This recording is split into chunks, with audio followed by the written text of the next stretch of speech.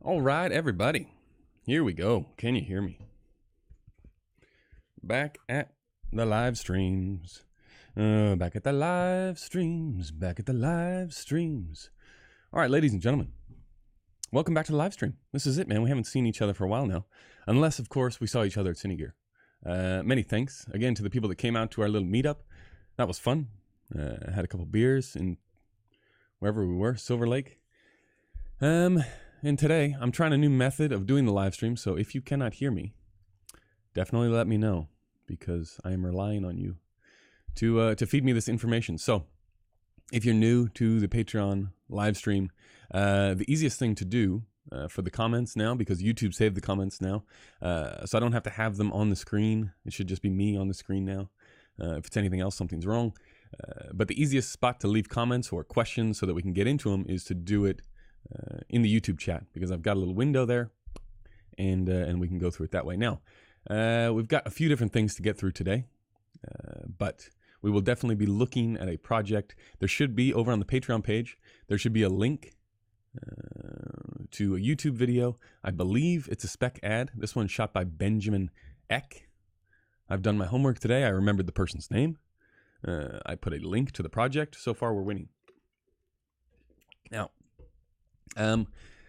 so that's what we're going to be looking at. So if you haven't seen it, maybe go take a peek. I thought about risking playing it here, but my internet, I fear, would shit itself if I tried to download the video and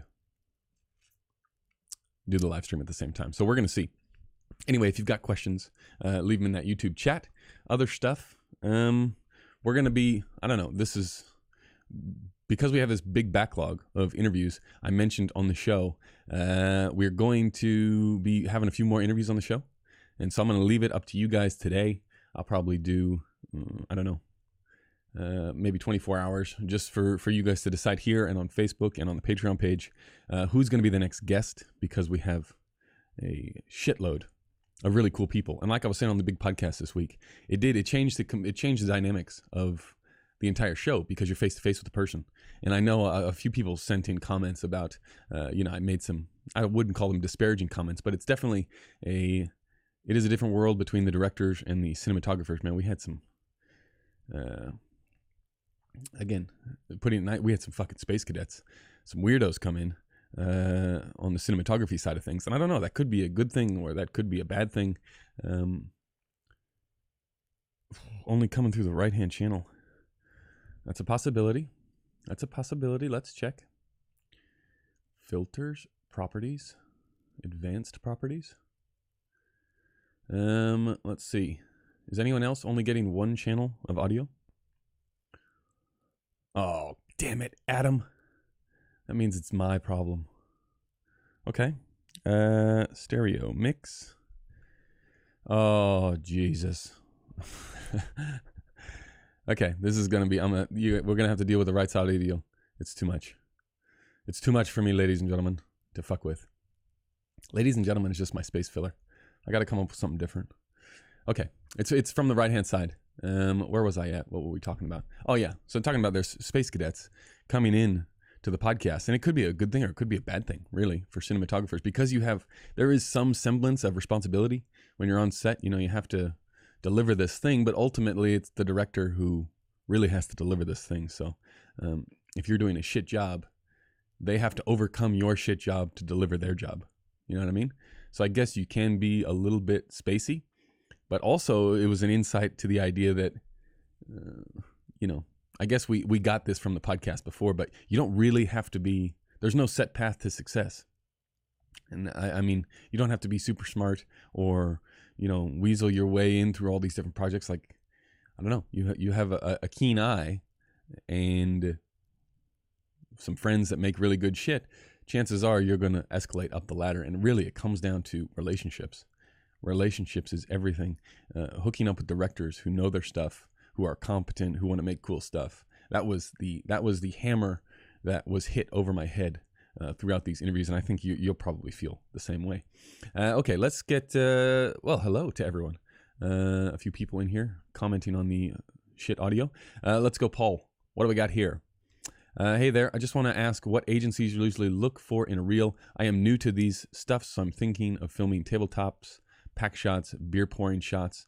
For agencies, are you talking about cinematographer agencies, like people that want to represent you? Or are you talking about agencies that hire the production companies that then get to AOK you?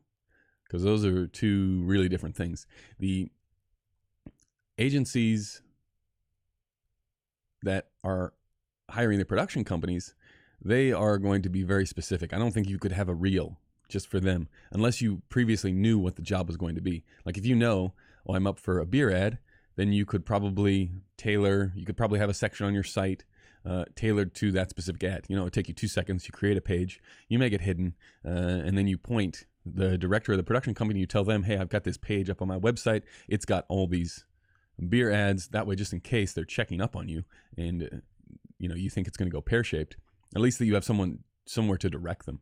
On the agency side of cinematographers, like they see the problem is, and this is really, even for myself, it's hard to remember, but they are fucking people. Agencies that represent cinematographers, the agents are actual human beings, and you realize this once you go and you start meeting with them, and they are pretty savvy, right? They are working with high-level cinematographers all of the time. They can spot the little tricks in trying to sell yourself as something that you're not, which should then lead you to be very upfront and honest. Because when you need an agent, they will find you. That's essentially the guide for agencies, and it's hard to hear, but even that, like, you get caught up in this idea. Okay, I need an agent, but you don't. An agent, for the most part, does fuck all. Now they do a lot, right? They take care of a lot of things. They're an important function in the industry. But if you're on that cusp of needing an agent or not needing an agent, nothing will change once you get an agent, unless you get someone that really, really pushes you to go out and do meet and greets, and you move to a new area and they're just plugging you, and you go out there and you do the hard yards. They're not going to do that for you. They need something to sell. They need something to go, hey, Director X or Director Y, we've got this guy, he can push this stuff. This is the new project. Do you want to sit down with him? Do you want to meet with him? Do you want to see any more information? But other than that, no, they won't really do you any good. So definitely, if you want to get into cars and you have a few car spots that you want to highlight, and you have 10 ads up on your site and you've only got 2 car ads, you're going to want to create something separate if you're up for those car ads, and then point the production company to that. It's not like you're reaching out to the agencies themselves. You'll never hear from them, especially if it's yes. If it's no, you won't hear from the agency either. You'll probably hear from the production company, and they won't tell you it's because, maybe they will tell you, but a lot of times in my experience, they won't tell you this is happening because you don't have car stuff. They'll probably just say, we're going with someone else, right? Because you get up to the level, they're booking 4 and 5 cinematographers on this, just waiting for the chips to all fall where they may. And is that it? Chips? Am I going crazy? So they're waiting for that, and then they're going to make a decision. So if you're one of the 3 people that finally makes it to the end, the agency awards the job to this production company. They go through. If you don't have the car stuff easily accessible to them, you're going to be shit out of luck, and you're never going to know about it. So I have found, just be prepared to prep them with shit, especially if you're just starting out, right? If you've got a name for yourself, then that's okay. They'll let the people do the work for you. But if you're just starting out, you really have to make it as easy a sell as possible because you're the new person. So I would try to have different sections on your website that aren't public, but then you can easily point to people. And you don't have to do it right now. You don't have to do, I don't know, the beer spots or the tabletop spots or everything like that. Just when something comes up, then you make a little thing. It takes 2 seconds, depending on how you're doing your website. Okay. That's it for that one. Definitely people are using the hotline, which is good, even though it's brand new. I recorded this week's episode, or I am recording it today. So if you've got any hotline questions, now is the time to get them in. We've had a bunch of people send in stuff, most of it taking the piss out of myself for the video section. A lot of people commenting on the hat, which I just bought this at Cine Gear. I needed a fucking hat. I was walking around. There was no other stores around. I'm not a Dodger fan. It just happens to be what's on top of my head. The area mirror I put down in the Facebook group yesterday. I put down a link, or I put down send me a link to get a very good deal on an area mirror, which is still a fucking awesome camera, right? It's like the Area Mirror, now that they've released RAW, you can get anamorphic out of it with a little bit of a workaround. You probably wouldn't want to rent it out on a big job to get anamorphic out of it, but it is possible with the open gate mode and a little bit of de-squeezing. Still an awesome camera, and it was a really good deal. And that deal came through Kit Plus. Anybody who's seen these live streams before, Kit Plus is where I got my camera. It's where I got a bunch of gear because it is very small. There's no dealers in between. Well, sometimes there's dealers in between, but you're kind of cutting out the middleman. It's all UK based, which means the market is smaller over there as opposed to America, where more people are clamoring in on the gear. And this was an auction, and the auctions are the best because it's last minute notice. And I didn't want to put it out there publicly because I was actually bidding on some other shit. I was bidding on some other stuff. So I didn't want to just put the Amira link out there because anyway, search for it and you never know who you're going to be up against. But the Amira, I think it went for 16 grand, which was like a full package. And you could probably still get, like I say, you could probably still get $600-800 out of that, which is fucking good, right? You're spending 16 grand, you're getting $800 a day. Probably will at least last you 18 months. You know, now that the LF has come out, next up in the camera ecosystem is going to be an LF Mini. So you know it's just going to be full format. It's not going to be that much different than the big LF. So your Amira I think you got 24 months out of an Amira right now that you'd be happy to rent it on projects. So that was kind of cool. I was bidding on some Cooke Speed Panchros, which I actually won the bid. But it was, I don't think it met the reserve, which is a drag. So anyway, okay, let's go to, what do we got here? Murdoch. Hey, Patrick, I noticed that the Onset series, the Easy Rig you used had a clip on the end attached to an eye bolt. Is that a simple Kong frog or with anything else? Is that a simple Kong frog with anything else? That's it. It's just an eye bolt and a Kong frog. And you just loop it onto the little thing. That's pretty much, I don't even ask for that anymore. It's just standard. So that is that. But yeah, you use that all the time just because it's a fucking pain in the ass. Surely they're going to fix that. That Swedish dude is somewhere lurking, watching all these people use these Kong frogs. Surely they'll just fix it. Okay. Shall we get into the breakdown here? Might as well. Okay. We're looking at this Levi's ad, and I assume now that this is a spec ad, which is good. This is a very good example of a spec ad because you've only got one person. You got one location. It's easy. It's jeans. You don't have to have a message. This is good stuff for spec ad in terms of ideas because, you know, you can make it look pretty nice. It doesn't cost a lot. Takes one person. It's all natural light, so you don't have any gaffers or anything like that. And this is supposedly, Benjamin says, this is the same rock that was in this week's breakdown. So you can see here, even more so, the angle of the sun. It sort of hoses Benjamin here. Which we'll talk about, but you've seen the ad by now. Let's get into it. Okay. First things first, the problem that we're going to see here, let's just flick through these things if I remember how to do this. So the problem that you're going to see here is it's overcast and it's very early in the morning. This one doesn't look so early in the morning, but it's still early in the morning, right? The sun is going to go from where it is now. I think it goes across the sky that way. Correct me if I'm wrong, Benjamin, if you're in the chat, but I believe that's the way it's going to go. So let's go back to that one. The sun is going to come from here and go over there. And once it gets about here, that's when you're sort of fucked, right? You don't want to be in there. You don't want to be in there. And that's where I was for the commercial that we talked about last week. And I couldn't be back here because we didn't want to make it, we didn't really have the capacity to make it blue hour the whole time. What's going on? Why can't I erase? Erase. Okay. John Ross says, Easy Rig brought out their own quick release in April, way smaller. Yeah. You have to imagine that they would. Speaking of, I mentioned the thing on the big podcast, the Panavision thing. Somebody sent me a link to people that are already doing it. So, fucking hell. They're quick. Ladies and gentlemen, they're very quick. Okay, so here we go. We got Ben. Well, you're perfect. You're in the chat. Do you want to tell people what it's shot on? I can't remember. I know you mentioned it to me. But how many people did you have? What was it shot on? And how many mornings did you have? Was it just a single morning that you went out there? leave that stuff in the chat and so people can see. Okay, what you're going to be fighting though when you're doing spec ads, and I don't know. Yeah, here we go. And that's exactly what I was going to say, Ben. I'm going to go with Ben. The problem when you're doing a spec ad like this and you're by yourself is that you are at the mercy of the natural light. If you could wrangle up one other dickhead, say, listen, why don't you come out for the morning and you hold a 4x4 floppy, because that will solve a lot of the stuff that we're going to talk about here. Not that it's good. And let me preface this again, because this has been a long time since I've looked at other people's work on here. When I say that, I'm just going to say what I would do.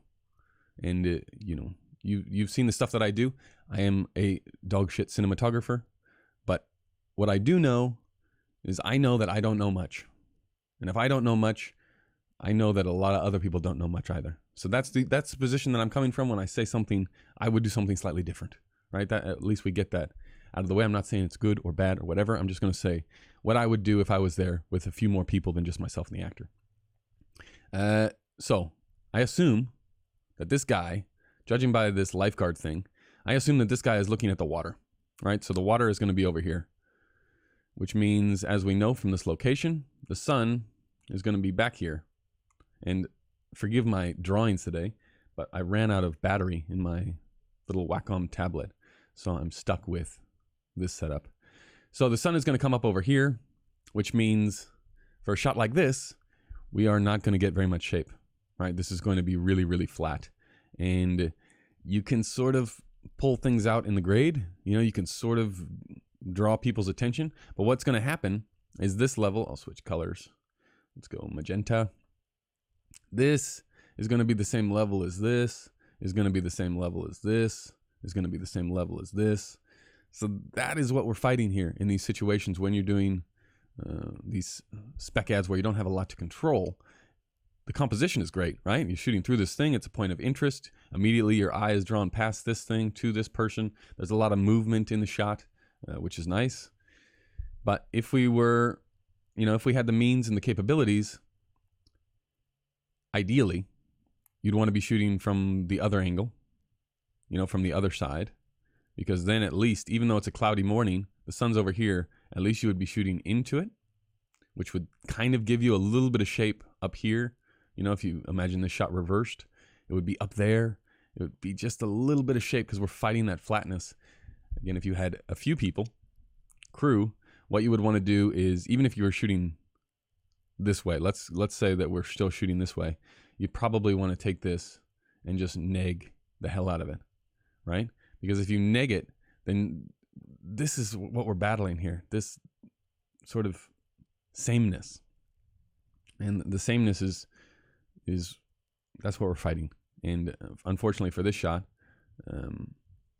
why can't I go backwards? There we go. That's the number one thing that jumps out. Besides a really good composition is the sameness in the levels. So good little spot, good little image. Just when you're fighting those, and overcast, blue hour or pre-dawn is the same as overcast. Like, to get that shape, you really have to fight for it. You have to fight for it with big blacks and big negs. So that's what I would say for that particular shot here. Again, this is cool level, really good frame, right? You got the beach, and in this you can see that it's a no wave beach, which I talked about in my podcast, and it's a big ass distance from the water to the parking lot, which is why the grips were having a hell of a time. But this is a fucking awesome frame. Like, you got this thing in the background, it's all blurry, that's perfect. You got nice little level in the sky back there. The only thing is just this flatness. Like, it's all the same level. That's the danger that you run into, is the level thing. The way that you get around that, again, I understand that you're out there all by yourself. The way that you get around that as you get bigger and bigger crews is, by this point, we know what he's wearing, right? We've seen it in the other bits of the ad. This is, if it's the opening shot, maybe you don't do it like this. But if by this point we've seen what he's wearing, or we know what we're going to see it later on in the ad, and you want to make it a little bit darker, maybe the director's a little bit hesitant, maybe they're saying, well, it looks fucking dark in there.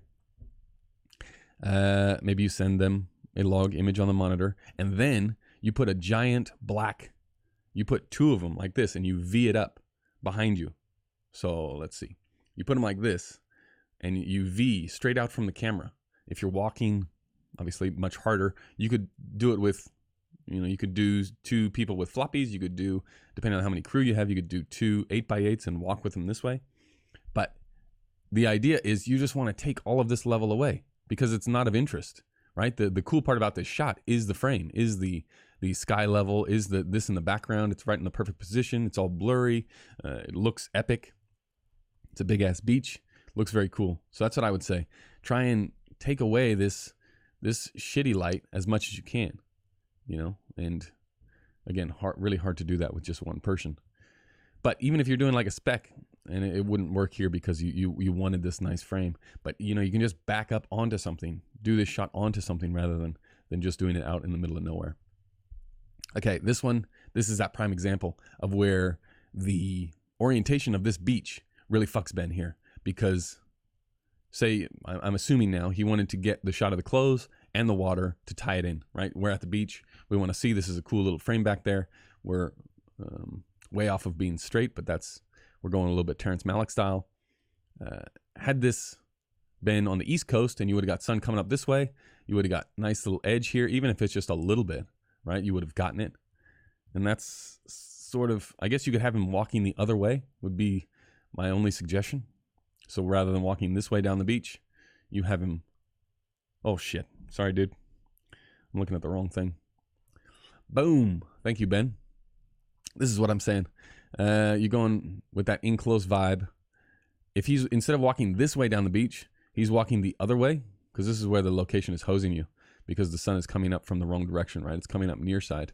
You could be filming from this side, but then you're filming into the shitty car park, and you're filming into that hill back there, which I assume you didn't want. But if he's walking the other way, I know it doesn't really positionally make sense for the ad because he's sort of always walking down that way, but I don't think anyone would notice. I would just say flip him around, because then what we could do is you could, you darken off this shit bit and then you start to focus on his hands. And you could even do that in the grade. You could I would take this bit down. This just seems like unnecessary level, and you can see the flatness on his face as well. So I would say reverse him if that works, and you can still get your shot of the ocean. If you don't want to reverse him, then think of another way that you can get shape on there. But this is cool. It's in close. It's kind of that off-tilted thing. It's a little bit fashiony. It's good. And, the color palette blending in with the blue that's the vibe you're going for. And you certainly succeeded. Okay, another cool shot. We've seen this thing many times before. But this is where, man, I think I'd level the entire thing down. What happens if we just level everything down? Get me in like this. We want to flatten off those highlights and then take it down even more. But you probably, I don't know are you going for that low con look, or is that just a byproduct of the, did you export this out of Resolve and it was in Rec 709 and now we're looking at sRGB? I don't know. But this is be more the level that I was looking for, because you got, the flatness in the blacks that's something. But I just want to take that light away on him, in here. Take this shit away. You could definitely do this in the grade, right? You just power mask around him, you track it to him, and you just take down that level, because that's not important. Definitely not important because it's not in focus. You know what I mean? You definitely don't need that bit. Okay, that's that shot. But again, you fucking picked the right time. Like, for the amount of work that you're doing out there, the volume, you're mowing through these shots, and the composition is good, right? It's interesting. You're continuing that off slanted thing. I don't know if that's on purpose, but it's consistent throughout. This is where the density starts to feel a little bit different. And that could be, if we go back to the way that it was, that could be a grade thing. It could be a actual shot thing. But this is more where I'd like to see the blacks, right? Because it's a little bit more interesting because there's more contrast, which means you're not hunting around the frame of where to look. In my eye, I'm just immediately drawn to this thing here. I'll switch colors. Immediately drawn to this little highlight here. You got this cool thing here. I don't know what he's walking into. Is he walking into, like, is there, how did you get it so dark on his face, basically? He must be walking into a building, or he's walking into some treed area, because if it's just open ground, it seems like it would be a lot lighter, just because the level that the sun is at. But this is more that level, I would say, where you'd want to be living in. Yeah, right. Okay, I get you. But again, good color, keeping things interesting with this little frame here. So yeah, vegetation is good to create that darkness. And then you've got nice soft shadows because the sun isn't really hitting them yet. Or if it is hitting them, it's through some sort of cloud, which we saw earlier. But it's nice. It's nice. And like I say, how this is different from the other shots is that you have light to dark. You have light to dark. You got this dark thing in the frame. You got this light bit. You got this light bit. You got this really dark bit. I like that. So that's what I would be pushing. Here, same thing. Yeah, I mean, this is, you didn't get lucky with this. You kind of got hosed on the sunrise. You could have asked for better, but compositionally, it's great. You got these things in the foreground. You got this little path leading. You got this fucking wraparound thing. Like, this is an awesome frame. You got to be happy with that frame. You can't really do much about the lighting. You wouldn't really want to do much. The only thing I know, again, with a bigger crew, you could sort of make it happen where you just stretch out the ends a little bit. If you were to go oof up and then crunch down. I don't even know if that's better, but it depends on the vibe that you're going with. But this is a good frame. I can't fault this one. This is probably the best frame from the whole thing in terms of my eye being drawn to it. So good job on that one. Then this one, we're running into that same problem. The sun is getting higher. We're shooting into the side where the sun is coming up from. I'm not sure why you would want to shoot this way as opposed to shooting the other way. I would imagine the only thing would be that you wouldn't be getting this all sky. Maybe you'd be shooting into the cliff a little bit. I don't know where this was positioned on the beach, but I would say just to make it a little bit more interesting, try the other side, because you're getting this. You see this thing here? That little highlight there on the metal tells me that if we were to loop around, we'd probably be in business for something a little bit more dynamic. And again, don't be afraid. It might be a little bit brighter in the background if you were to loop around, but that just leaves this guy a little bit darker, and he's wearing a fucking white shirt. So you don't really have to be scared of undering him because you'd be able to get away with it. And it's not like we're filming 15 different people within this ad. This is just this one guy. We see him so many times. This one, okay, this is a great frame. Compositionally, it's a really good frame, but the lighting differs from this one because we're shooting into the light bit of him. Oops. Just imagine if this was the dark bit and then you had the light bit in the background, like this one. Again, really hard to do. If you were there on the day, say we had the crew size that I had on that commercial, you just get him to run 2 20 by 20 negs behind him this way, sucking up all of the light. That way what happens is this thing comes down. Let's see if we can do it. Boom. And then we invert. We're going to paint the shit out of this thing. Let's see. Switch it up. Whoops. I can't do it with my finger. I can't do it with my finger. But you get the idea. Oh, what a disappointment. What a disappointment. You get the idea, though, right? You want it to be, if we just delete that. You get the idea in that you want it to be darker, right? Because it's more interesting. This is so flat that when combined with the other flat stuff, and again, we're back at the same frame where you get that flatness and it's just like, oh, man. It's kind of cool. I mean, this one's cool because you got the gradient in the background, but if you just swung around, you wouldn't have you wouldn't have these two sides be the same. That's what you're fighting. These two sides of his face.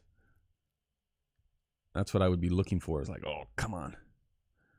I'd be trying to find ways to make it slightly more interesting. Just fight that flatness.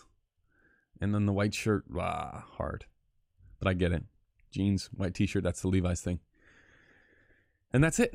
Other than that, man, that is a fucking killer spec job, because imagine you take, I don't know how long the ad was, 30 seconds of that. You've got, first of all, you got this shot, put that on the reel. You've got this walking shot, you make that a little bit darker. You know, on the reel, you've got those, you know, you need those, especially when you're starting out, you need those really good cinematography reels. You need to be able to move from shot to shot. And dolly shots and static shots don't really work well in a dynamic reel, because you got to keep the cut moving. It's like you got to think about a reel like a Nike spot or a car spot. You always got to be just pushing forward. And like I'm thinking like what's that director's name who always keeps moving the camera forward? Trying to get him on the podcast. Not going to remember. Andre something. That does you no good. But, you know, when you're doing these spec ads, you got to think that money shot that you want is the moving shot, because then you can blop that in anywhere on the reel. You can keep things flowing forward. So you give that one, you give that 6. This one's a little bit harder because it is just a stagnant shot. But if you got a little bit of float to it, you know, we talk about those figure 8s. You get those figure 8s to it, boom, you can cut to the next thing. And yes, savvy people, Andre Stringer, bam, atta baby Jeff. Jeff, what's happening? That's the kind of stuff where you take that and you're just always constantly pushing forward, and you're not going to trick people that have seen the trick, right? But you're going for the people that aren't familiar with this stuff. So you just keep on moving forward, a little figure 8. You're doing this sunset vibe, then maybe you do a one light vibe, and you're away. This one, again, maybe if it was moving, these ones you probably want to leave off, right? So out of one morning, you got maybe this one. The only problem with this one is it's so different from the other ones. Like if you did the whole ad like that, then okay. But really, when you're doing a reel, you're going to want to chop up, at least the reels that I like, you know, you're looking from 3 shots, create a little sequence of each ad. So 3 shots, 3 seconds each. You got about 10 seconds of a reel here. You need 5 more and you're fucking living the dream. 5 more commercials and you're laughing. By the time you put a title on it, to start farming that thing out, before you know it, boom. Okay, but that's the whole project. Very good. How much did it cost you? That's the question. To go out there with this dude, you had to source jeans and a t-shirt. This is the kind of stuff that is good. Okay, how do you convince a director who has screen direction and chronological narrative flow in mind? I directed this as well, so sometimes my story brain would win over my DP brain. How do you convince a director who has screen direction and chronological narrative flow? How do you convince a director to do what? To make it look nice? Is that what you're asking? Yeah, gas to Malibu. See, it doesn't cost you much. You got a little fucking thing here. This thing, you know, you're on the, like with turning around on the lifeguard stand. Well, you just explained to them.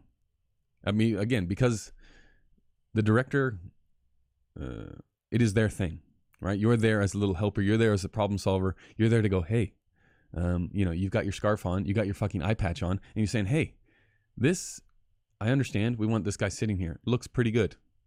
It would look way better. Let me just show you what it would look like over here, and I'll explain to you why. And then if the first time that you pipe up and you say that, they go, well, Ben, that's a great idea, but that doesn't really fit with the story. Maybe next one. Well, then that gives you, okay, maybe on the next one I can explain it, and maybe I got a chance. If the director goes, fuck it, no, we needed to go this way, then you know. And you say, okay, this kind of project. I'm going to eat a dick, and I'm just going to stand over here and I'll film the thing, and I'll never have to think about it again. And, you know, if the project's good, it's all because of you. I'll just hold the camera. But if they respond positively, all you have to do is show them A and B. And if it actually is better, which it should be, or you shouldn't be suggesting it, you don't want to waste anybody's time. If it is better and they say yes, you look like a genius. If it is better and they say no, in your mind, you just take down the, you know, that director has just fallen off the back of the wagon for you, and you remember never to pick up the phone again. That would be my suggestion. You just say, this is good, but it could be better. That's your whole job. The whole job of the DP is to say, this is good, it could be better if we do this. And then you leave it up to them. It's their thing. They decide. If you want to decide, then you become a director. That's what I would say, though. That's the easiest way to avoid. And you really get one shot. So, if this is the first setup of the morning and, you're on that 50-50 of whether or not it could actually look better, maybe you just throw it out there and you see how they respond. A lot of the people, and this will come as a shock, a lot of the people that you work with, if you don't know them very well, they're going to be on guard, especially commercial director, first time. It's like they got fucking 10,000 things they're thinking about. And then up comes this cinematographer that they've never worked with before saying, this shot is shit. Let's loop around and do a different shot. People are going to react differently. So you gotta, it's very tread lightly when you're starting. But also, this is what you're there for. You're there for those suggestions. Okay. Why do some DPs, this one's from Adam, why do some DPs mix spherical and anamorphic on the same project? I would imagine just for stylistical differences, so to make one part stand out more than the other, that you wouldn't really do it for any, there'd be no technical reason for it, especially if you were cropping both, other than close focus maybe. But really, it's just a Quiet Place is shot mostly anamorphic except for external night scenes, which were spherical. Well, again, you timed it perfect, Adam.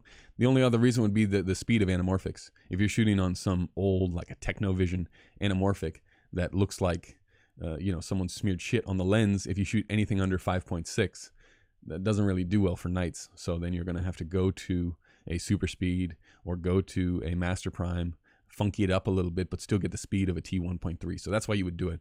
You're trying to get more light into the lens and still get something usable, whereas anamorphics, usually the more you open up, the shittier they get. And sometimes you're embracing that shit. I need some memory, something that will help with my memory. The Greg Fraser movie where they embrace the shittiness. And they shot wide open on the world's worst Panavision anamorphic lenses. It has three words in the title. Lost, fears, something. Has Brad Pitt killing them softly. Cha! That's it. That baby killing them softly. You know what I mean? You look at those night exteriors and you maybe look at it in your phone and you're like, yeah, that looks pretty good. You look at it in the theater and you're like, holy fuck. Like, were they trying to even get anything in focus? It is smeary. But that was the look they were going for.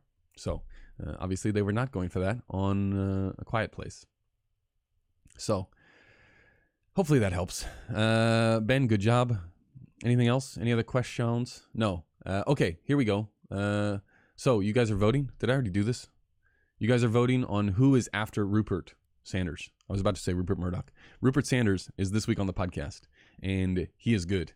If you have ever wanted to be involved in feature filmmaking, this guy is a really good interview because he gives zero fucks, basically. He started, his very first movie was $170 million, and he had come from a world of commercial directing where he was essentially, not that you couldn't be touched, but you get to a point where you're so hot that people want to work with you that they will put up with a certain amount of shit. You hear stories all the time in the industry about certain directors just being absolute nightmares to work with, but people still going back to the well because they want that coolness. They're selling their own coolness. They want that. People want that. They can put up with other stuff. But Rupert was good because, he's got a real interesting story. He comes in guns blazing, and he's very open and honest about the transition from shooting commercials and what it's like to go do 4 days, be on a job for a month, and what it's like to lose 18 months of your life to something that maybe you didn't have the most interest in. So that's this week. Now, the thing coming up next is I'll give you guys the option. We got Colin Watkinson. Colin Watkinson was the guy that shot Handmaid's Tale, or some of it, right? He rotated with another cinematographer.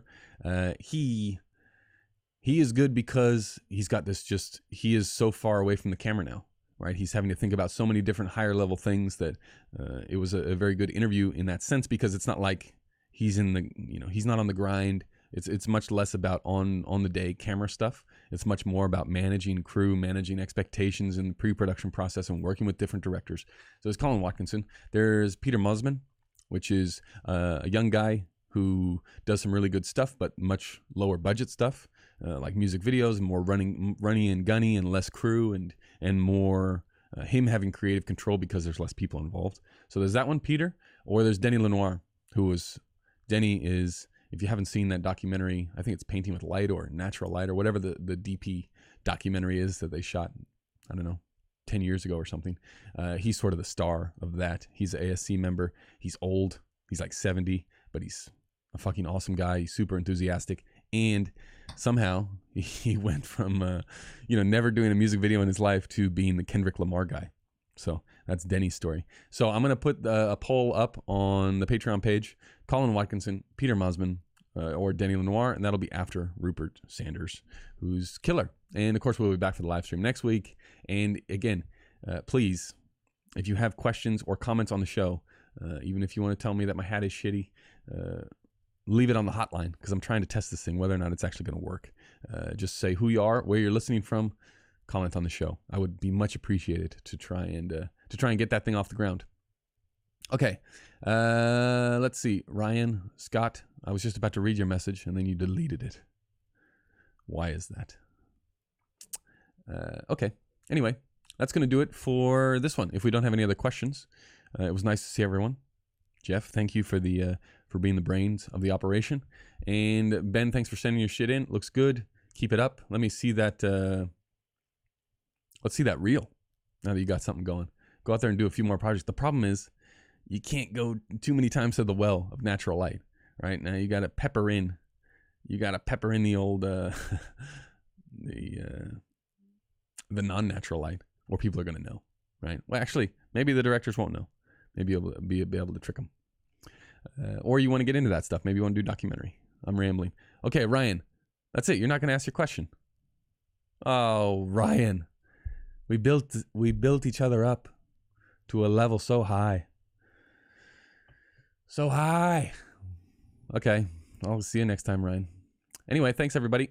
We will catch you in the next live stream. Many thanks for the support.